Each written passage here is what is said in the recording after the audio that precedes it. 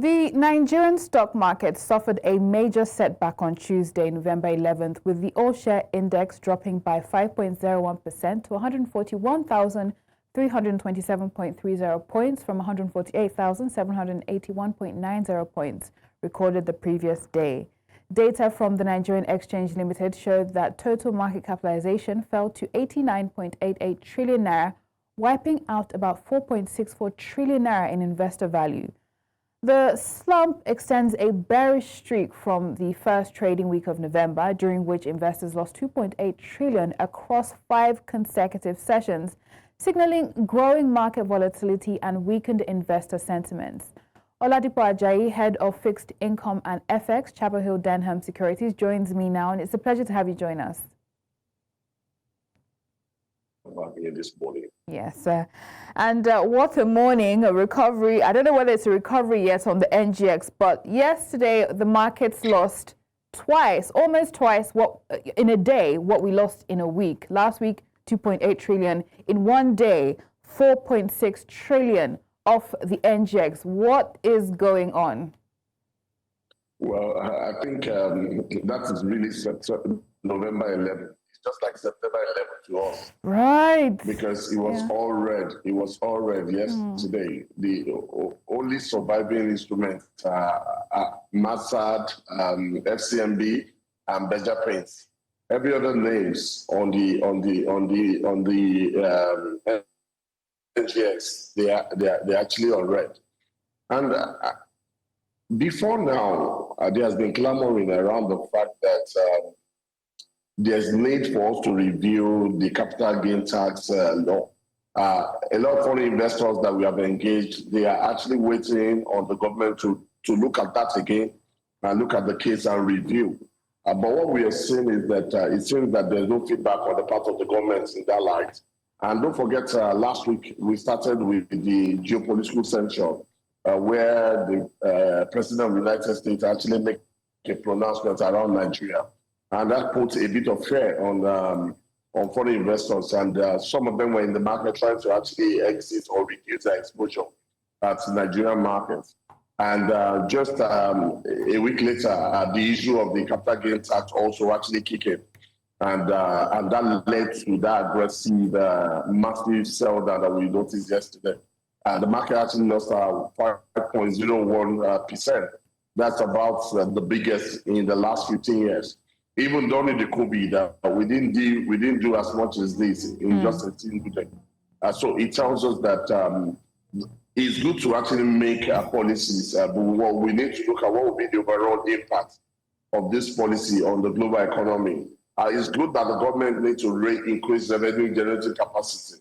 The governments also need to look at what will be the implication on the capital market, what will be the implication on FX, what will be the implication on investors? These are some of the things that we need to look at before making policies. And I mean, you've mentioned several things here. You've mentioned the CGT. You've mentioned Trump's threats to invade, intervene, whichever word you want to use, in Nigeria's situation with what he calls a Christian genocide.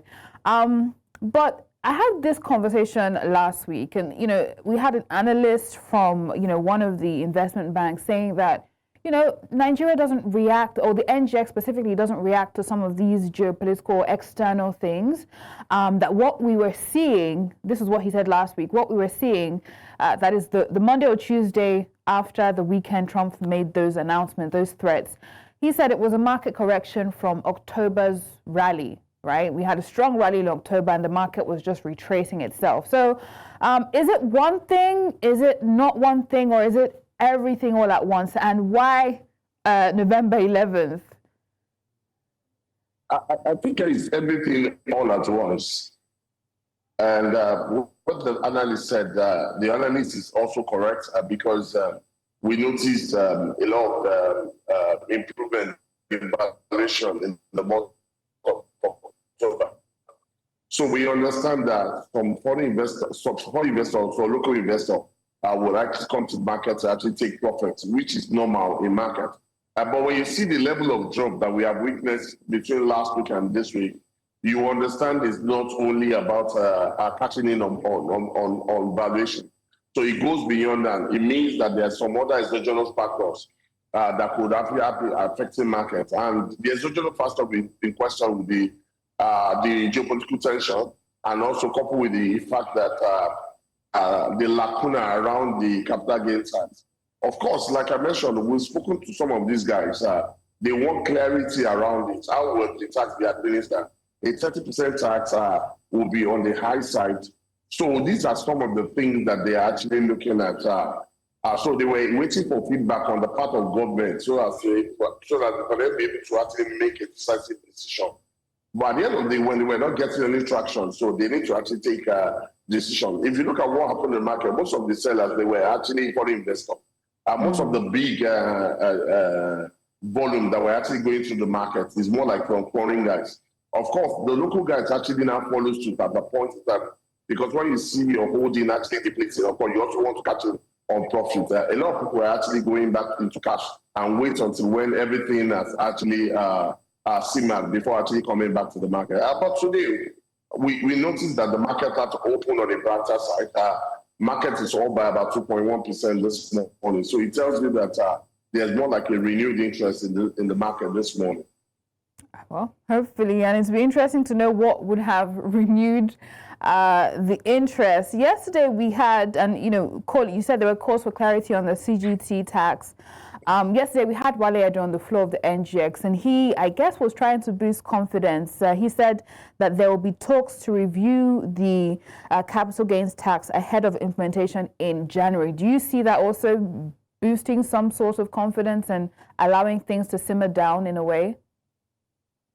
That's exactly what actually led to renewing interest we are seeing in the market this morning. Because when you hear statement from someone like Wale Edun, it's more like an authority in the fiscal sector.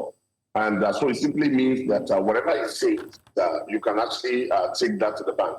And one good thing about the current government is that they are not scared to actually rescind the initial policy. We've seen when they actually mentioned introducing 5% petroleum tax, when there was clamoring, there was shouts or there was reaction on the part of the people, they actually cancelled that out. So on the part of the CGT as well, we feel that they will actually go back onto drawing board and check and see how best can they actually work with the market to ensure that it's not actually burdensome, and at the same time it will not affect market performance. Because when you look at CGT, it used to be 10%, and when currently you are not taking to like 30%, it's more like you are tripling the rate. And for me, that's too aggressive. And even the 10% in question that we are talking about is not that it's in full implementation. So what I would have expected government to do is that to actually ensure that they actually implement the existing 10%, and over a period of time increase it to actually maybe a 15 or a 20%. So I feel that a 30% is too aggressive, and that makes it more like the highest in sub-Saharan Africa region, and also coupled with the emerging market as well. So I think that the government will actually want to look into this and see a way to actually maybe reduce the rate or find a way to actually implement without having aggressive impact on the people. And you're suggesting a phased increment than a tripling of what was already on ground. Let's come back to, I mean, there are a lot of people that are just pinning it solely, and it seems like that's where a lot of your attention is on the CGT, what's happening in the markets right now, that being the major cause for the bearish run that we have seen. And people are ruling out Trump's threats, right? Especially, and I'd like to get your thoughts on this, especially seeing as the Eurobonds that were issued not just a while ago, there seemed to be some level of confidence, and I believe it was overbought. So is that safe to say that, foreign investors are still interested, that Trump's threats are not moving the needle as much as the CGT taxes? So if you want to look at these statements, we need to actually analyze clearly to get real underlying impact.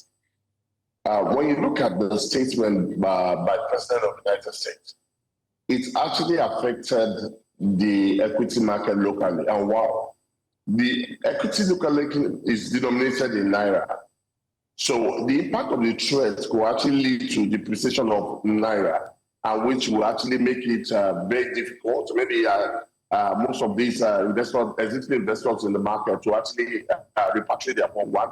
Or two, when they're actually taking the funds out, they're taking it out at an exchange loss perspective. And that one way or the other will actually affect their portfolio. So in that space, it actually affected the market. But when you look at on the side of Eurobond, it was more like a dollar for dollar. There's no exchange rate loss in that regard. So the only thing is the capacity of the government to be able to pay. And one of the things also that we can actually point to the reason why we saw that aggressive participation is also the fact that as beyond the fiscal reform and every other thing that we have done locally, don't also forget that the US Fed is currently dovish. And as a result, a lot of these portfolio managers are shopping for better return across the globe.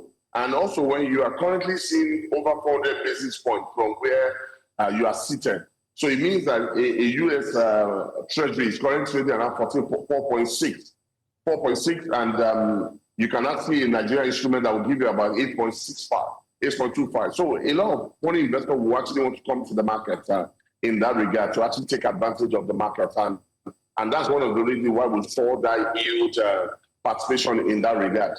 But when you sum everything together, there was still this impact of the statement actually made by the US president. We saw that impact last week on the market, but it may not be as aggressive as what we are currently seeing in the market now. Interesting. I mean, you gave it a lot of context there.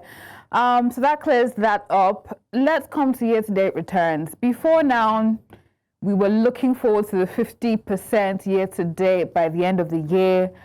We are now down, after yesterday's bleed out, we are down to 37.31% year-to-date returns.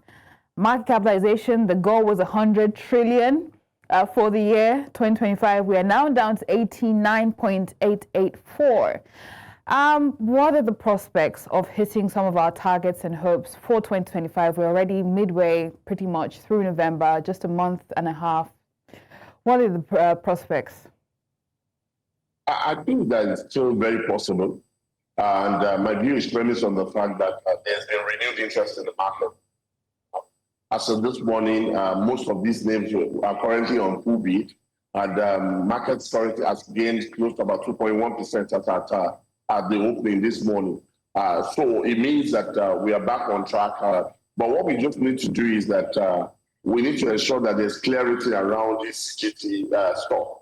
We need to educate people around the implementation, what the rates will be, and how that will actually impact the activity in the market. And beyond that also, the market is always looking for reforms that will actually further develop the market and create debt. So we feel that if there are more reforms actually coming into the market, positive reforms, this will actually spur activity in the market.